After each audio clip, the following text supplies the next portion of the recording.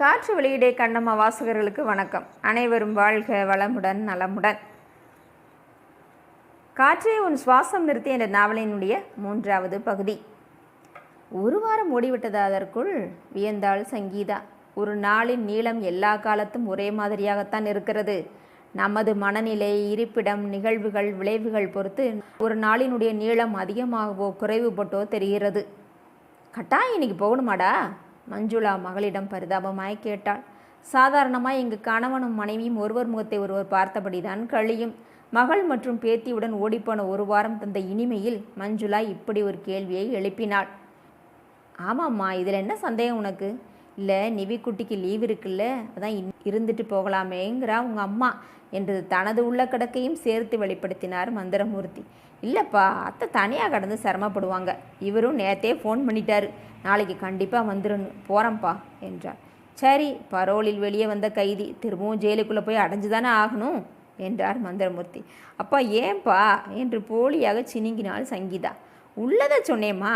நிவிக்குட்டி, நீ சொல்லுடா, நான் சொன்னது சரியா தப்பா என்று பேத்தியிடம் குனிந்தார். அவள் கண்களை உருட்டி கைகளை விரித்து, நீங்கள் என்ன பேசுகிறீங்கன்னே எனக்கு புரியலையே என்றாள். உனக்கா புரியலை என்றாள் மஞ்சுளா.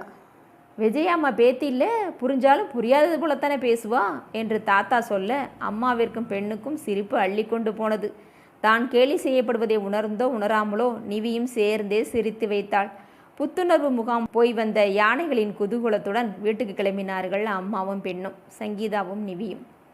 ஆட்டோவை கட் செய்துவிட்டு மகளுடன் கணவன் வீட்டிற்குள் நுழைந்தாள் சங்கீதா. கணவன் வீடு என்றுதான் சொல்ல வேண்டும், ஏனெனில் இன்னும் அது சங்கீதாவின் வீடு ஆகவில்லையே. வாசலில் நாற்காலி போட்டு அமர்ந்திருந்த மகேஸ்வரன் எழுந்து வந்து மருமகளின் கைகளில் இருந்த பைகளை வாங்கி கொண்டார். பேத்தியின் கன்னத்தை கிள்ளினார். வாமா, அப்பா அம்மா சௌரியமாக இருக்காங்களா? ஆமாம்மாம்மா, நல்லா இருக்காங்க. நிவிக்குட்டி தாத்தா வீட்டில் ஜாலியாக இருந்துச்சா? ஆமாம் தாத்தா, மூர்த்தி தாத்தா எனக்கு புது ட்ரெஸ் வாங்கி தந்தாங்களே. பாரியா, உனக்கு புது ட்ரெஸ் கிடச்சிருக்கு, எனக்கெல்லாம் யார் எடுத்து தருவாங்க என்று பேத்தியிடம் நையாண்டி செய்தார். மூவரும் உள்ளே போனார்கள். இரவு உணவுக்காக தேங்காய் துருவி கொண்டிருந்த விஜயா வீட்டுக்குள் நுழைந்த மருமகளை எவ்விதமான உணர்வுகளுமின்றி ஒரு வெற்று பார்வை பார்த்தாள். பேத்தியை மட்டும் கை நீட்டி அழைத்து மடியில் இருத்தி கொண்டாள். அத்தைக்கு என்னவாயிற்று?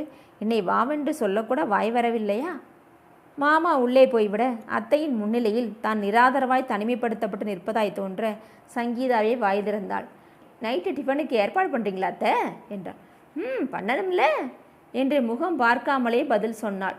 இப்படி ஒரு பதிலை சொல்லாமலே இருந்திருக்கலாம்.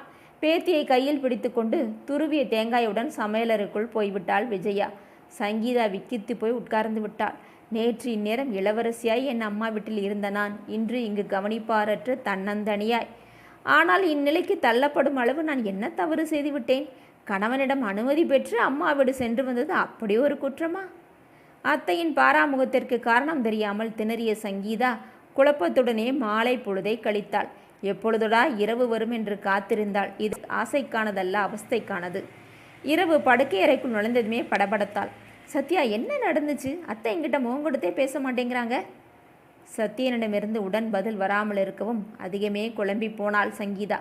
இவருக்கும் என்னவாயிற்று? குழந்தையிடம் கூட சரியாக பேசவில்லை. என்னங்க என்று கணவன் தோள்களை பிடித்து உலுக்கினாள். 4 நாள் அந்த வீட்டில் என்ன பூகம்பமாக வந்துருச்சு? எல்லாரும் இப்படி இருக்கீங்க? நீ சொன்னாலும் சொல்லாட்டாலும் பூகம்பம்தான் விட்டு தாக்கிருச்சு. ஆஹா, நம் உள்ளுணர்வு சரிதான், ஏதோ பெரிதாகத்தான் நடந்திருக்கிறது. சரி, அது என்னன்னு சொல்ல மாட்டீங்களா எனக்கு என்று மீண்டும் அவனை உலுக்கினாள்.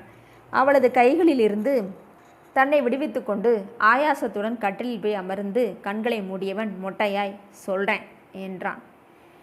மகேஸ்வரனுக்கு எந்நாளுமே காலை பொழுது காப்பியில்தான் வெடிய வேண்டும். காப்பி கைக்கு வரும் வரை அவர் வாயிலிருந்து வார்த்தை வராது. எனவே விஜயாவின் முதல் மற்றும் முக்கிய வேலை காப்பி தயார் செய்து அதை கணவனிடம் தருவதுதான். இன்றும் அதே நடைமுறைப்படி காப்பியை கொடுத்துவிட்டு கேட்டாள். காலையிலேயே ஃபோன் பேசுகிற சத்தம் கேட்டுச்சு. யாருடன் பேசினார் என்பதை கேட்காமல் கேட்டாள். வேற யாரு? உன் பொண்ணு தான், விடியும் போதே ஓலை வாசிச்சிட்டா என்று காப்பியை வாயில் வைத்தார். என்னாச்சுங்க, மறுபடியும் பிரச்சனையா? பதறிவிட்டாள் விஜயா. அது முடிஞ்சா தானே மறுபடியும் தொடங்குறதுக்கு, அதான் அது நடந்துக்கிட்டே தானே இருக்குது என்றார் சலிப்புடன். சரி, இன்னைக்கு என்ன நடந்துச்சா? என்னத்தை சொல்ல, புதுசாக ஒன்றும் இல்லை. வழக்கம் போல் ரஞ்சினிக்கு அவன் மாமியாருக்கும் ஏதோ வாய் தகராறாம். சாயங்காலம் மாப்பிள்ளை வந்ததும் அந்த அம்மா மகன்கிட்ட 1க்கு 2 போட்டு கொடுத்துட்டாங்களாம். மாப்பிள்ளை கோபத்தில் ரஞ்சனியை அடிக்காத குறையாக திட்டி தீர்த்துட்டாராம். அவருக்கு தெரிஞ்சது அதுதானே என்றாள் இடைமறித்து விஜயா. மிச்சத்தையும் கேளு. ராத்திரி பூரா ரஞ்சனி அழுதுகிட்டே தான் இருந்தாளாம். வீட்டில் யாருமே இவளை கண்டுக்கலையாம். அதான் எப்படா விடியும்னு காத்துட்ருந்து எனக்கு ஃபோன் பண்ணி அழுதா. எனக்கு என்ன சொல்கிறதுனே தெரியல. சரிம்மா பொறுமையாயிரு, சரியாயிரும்னு ஆறுதல் சொல்லிட்டு ஃபோனை வச்சேன் என்றார். தெரிந்த பிரச்சனை தான், தீர்வுதான் தெரியவில்லை. இன்னைக்கு சரியாக எனக்கென்னவோ நம்பிக்கை இல்லை. ஒத்த பிள்ளைய அருமையாக பெற்று வளர்த்து இப்படி ஒன்றுத்துக்கு ஆகாதவங்க கையில் பிடிச்சு கொடுத்துட்டோமே. ஆத்தாக்காரி சொல்கிறது அப்படியே நம்பிடுவாராங்க ஒரு ஆம்பளை. பொண்டாட்டின்னு துளிப்பாசம் மனசில் வேண்டாம் என்று மூச்சிறைத்தாள். அவருக்கு அம்மா தான் பெருசாக தெரியுது. நமக்கு நம்ம பிள்ளை பெருசு இல்லை. நல்லா தேடி பிடிச்சிங்க பாருங்கள் மாப்பிள்ளைய. சீமையில் இல்லாதவர் ஆம்பளையா லட்சணமாக வீட்டு சண்டையை சமாதானம் பண்ணி வைக்காமல் பொண்டாட்டிக்கிட்ட வீரத்தை காமிக்கிறார். வெளியூரில் இருக்கும் மருமகனுக்கு இருந்த இடத்திலிருந்தே வெடி வைத்தாள் விஜயா. தான் கட்டாய் மகளுக்கு முடித்து வைத்த கல்யாணத்திலும் குறை சொல்கிறாளே மனைவி என்று எரிச்சல் வந்தது மகேஸ்வரனுக்கு. நீ ஏன் மேலே பாயாத. நாம் எல்லாருமா சேர்ந்து தான் இந்த மாப்பிள்ளை தான் முடிவு பண்ணி கல்யாணத்தை பண்ணி வச்சோம். பின்னால் இப்படி அவர் அம்மா சிலையை பிடிச்சிக்கிட்டு அலைவார்னு யாருக்கு தெரியும்? உன் பொண்ணோட குடுப்புன்னு அவ்வளோதான் என்று விரக்தியாக ஒரு விளக்கம் கொடுத்தார் மனைவிக்கும் தனது மனதுக்கும். குடுப்பனையும் இல்லை, எடுப்பனையும் இல்லை, எல்லாம் கேட்கறதுக்கு ஆள் இல்லைங்கிற திமிரில் ஆட்டம் போடுறாங்க ரஞ்சினி மாப்பிள்ளையும் மாமியாரும் என்று காலையிலேயே காளியானாள் விஜயா. கேட்கறதுக்கு ஆளெல்லாம் இருக்குது, மனசு தான் இல்லை. நாம் தலையிட போய் விவகாரம் பெருசாக போயிடுமோங்கிற பயத்தில் தான் பேசாமல் இருக்கோம். இன்றைக்கி சரியாயிராதா நாளைக்கு சரியாயிராதான்னு ஒரு நப்பாசை தான், வேற என்ன என்றபடி ஜன்னல் வழியே வானத்தை விரித்தார் மகேஸ்வரன். சத்தம் கேட்டு எழுந்து வந்த சத்யன் நெற்றி சுருக்கினான். என்னப்பா? ரஞ்சனி ஃபோன் பண்ணியிருந்தாப்பா. அவள் வீட்டில் ஒரே பிரச்சனையாக சொல்லி அழுதா. அதைத்தான் பேசி புலம்பிகிட்டு இருக்கோம். சீரியஸ் ஆனான் சத்யன்.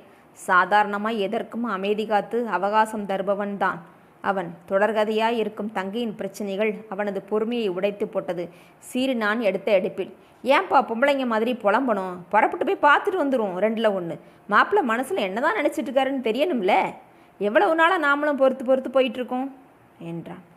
ஆமாம்ப்பா சத்யா, கூடிய சீக்கிரமாக போய் பேசிட்டு வாங்க என்று அவசரப்படுத்தினாள் விஜயா. சரிம்மா, நீ டென்ஷன் ஆகாமல் இரு, பார்ப்போம் என்று தாயை அமர்த்தி விட்டு மனதுக்குள் டென்ஷன் ஆனான் சத்யன். என்ன செய்யலாம்? முள்ளில் விழுந்த சேலை போல் பக்குவமாய் பதமாய் கையாள வேண்டும். ரஞ்சனி தொடர்ந்து வாழ வேண்டிய இடம் அது. மாப்பிள்ளையும் நல்லவர் தான், ரொம்ப நல்லவர். அம்மாவுக்கு அடங்கிய பிள்ளை. பிரச்சனையே அதுதான். அம்மாவிடம் கேட்டுத்தான் கையில் எடுத்த இட்லியை கூட வாயில் போடுவார். அது அவரளவில் சரி. மனைவியும் தன்னைப் போலவே அம்மாவின் இசைக்குத்தான் ஆட வேண்டும் என்ற சத்யனின் அநியாய எதிர்பார்ப்பில்தான் சடுகுடு ஆடுகிறது அவன் இல்லறம். ரஞ்சனி வீட்டில் இடி இடித்தால் சத்யன் வீட்டில் மழை பெய்கிறது. இந்திய குடும்பங்களின் பலம் பலவீனம் இரண்டுமே இதுதானே. நன்றி அன்பர்களே. உங்களுக்கு இந்த கதைக்களம் பிடித்திருந்தால் சேனலை சப்ஸ்கிரைப் செய்வது பற்றி யோசிக்கலாமே. நன்றி.